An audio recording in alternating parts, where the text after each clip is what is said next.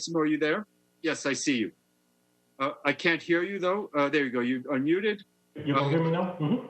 Perfect. Welcome. If you want to have some brief opening remarks, and then we'll turn it over to questions. Over to you.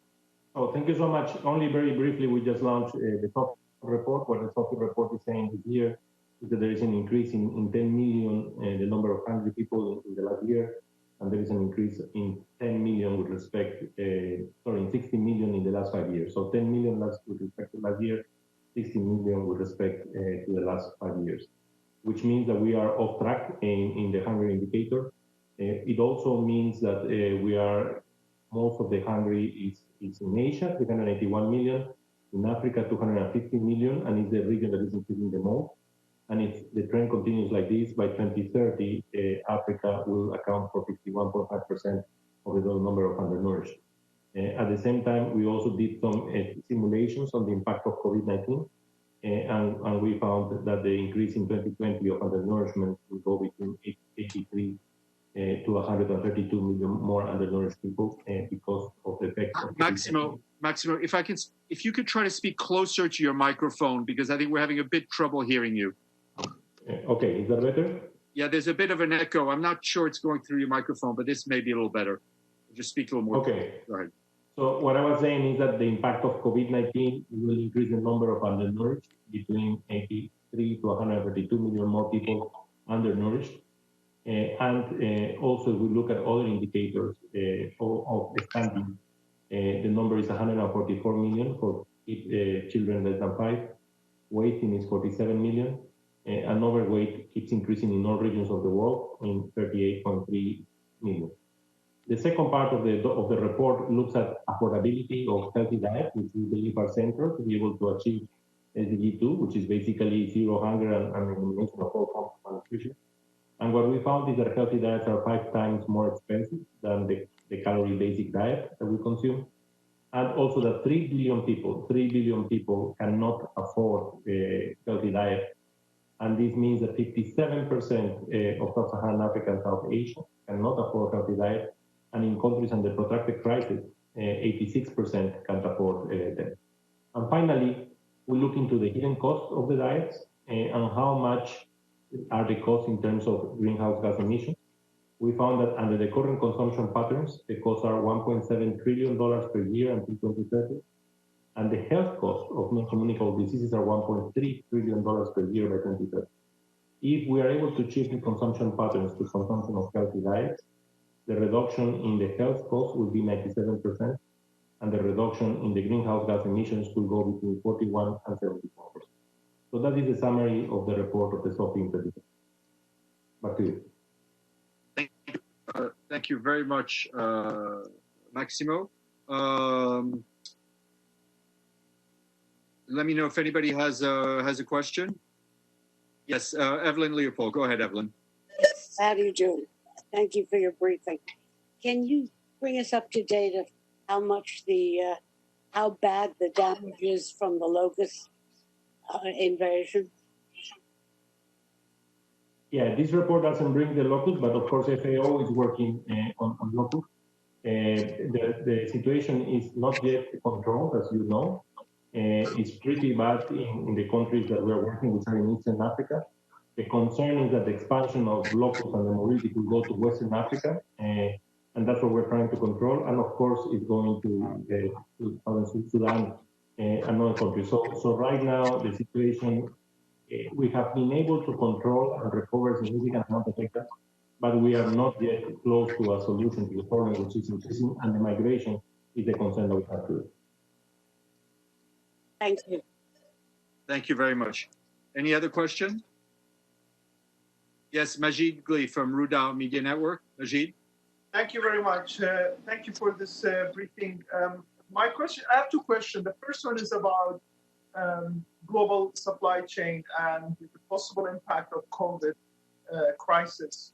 Do you think there's risk for disruption of the global supply chain of food in general? Are you concerned about that? And my second question is, do you have any recommendation for countries or governments who rely heavily on imported food how to what kind of policy they should adopt during this crisis, this COVID crisis. Thank you.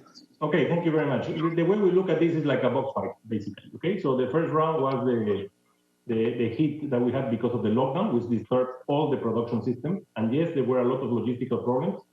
In the staple crops, the transportation was a problem initially, the vessel mobility. In high-value commodities was the labor, because it's labor-intensive, so the migratory labor was not there. And also it's more perishable, so the transportation was a problem.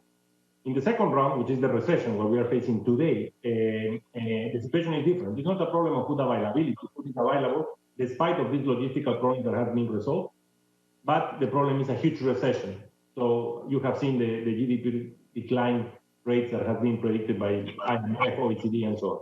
So our problem right now is twofold in terms of the operational logistical part. The first one, which is critical right now, is the ports and the capacity of the vessels to switch crews.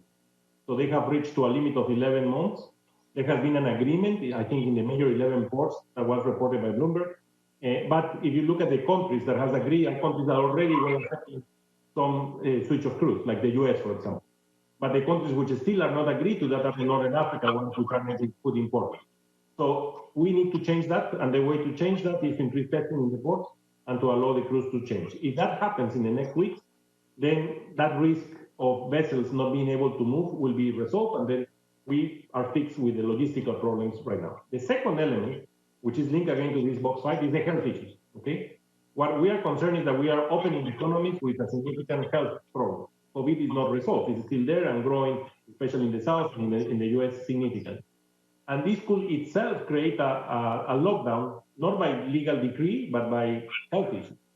Because like what happened in the meat sector, what happened in the UK and in the US, two developed countries, and what happened in the wholesale market in Peru, for example, and in Brazil, that were locked down because of the many people that were sick. And that's our worry. So what we are urging there is to keep the food standards, the health standards active across the board in all the food systems to minimize that potential risk, because it could be extremely dangerous, especially if you lock ports of key exporting countries like Brazil, for example, where the COVID cases are growing. If you lock the key ports of the mobility of food, that's a problem. The same in Argentina. So we need to be careful, and the same in the US. Regarding your second question, what is the advice to the import-dependent countries? No? And that's a pretty complex question because it depends a lot on the capacities of the countries. The first advice is diversify the sources of food. Today, we do not have a problem of food availability. Food is available, and there is enough harvest and so on for staples and for high-value commodities. Today, we have a problem of food access, capacity to buy. So countries have several options where they can procure. So they don't have a problem right now, but they need to have a clear portfolio, diversified portfolio in case of procurement. The second recommendation is the one commodity that you can start growing locally and closer to the urban areas is vegetables. That's the one that moves the less physical distance across the world. And that's the one where you can produce locally, because we know under controlled environments, you can be very cost-effective producing locally. And that's what will happen. Things will move to local production. But apart from that, increase your intra-regional trade so that you have more options to procure your food and you're not restricted to one or two countries in terms of the supply. Back to you. Thank you. Any more questions? All right, Maximo, you know what may be helpful, because we did have some audio problems in the beginning. If you could send me the text of your opening remarks, and then I'll circulate them to the colleagues here. Perfect.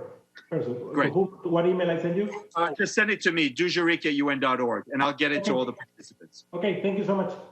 Thank you, Maximo. Ciao. Bye. Thank you. See you all tomorrow.